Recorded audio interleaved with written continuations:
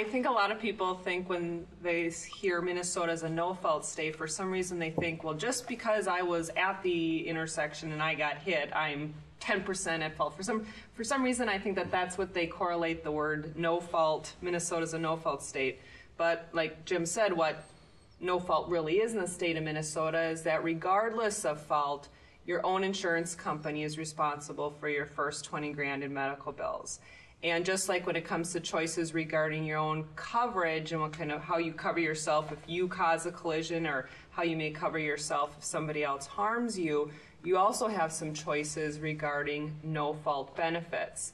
And instead of having the minimum 20 grand in the state of Minnesota, you could actually stack some policies if you're in the situation to be able to do that, where you could have more than 20 grand in coverage to cover your medical bills stemming from your auto insurance company. And it's important for people to understand no fault is not a managed care type health insurance policy. Right.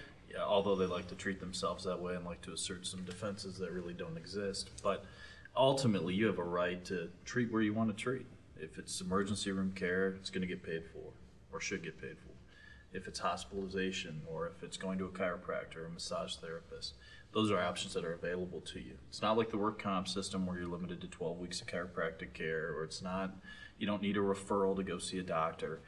You have options available to you. And I think, unfortunately, people don't always understand that. And some of the insurance companies, unfortunately, are very abusive in terms of how they treat people. They don't allow people to seek the treatment they really need, and they force you through this arbitration process. And, it's unfortunate because you pay for that coverage and you assume you're going to get those benefits.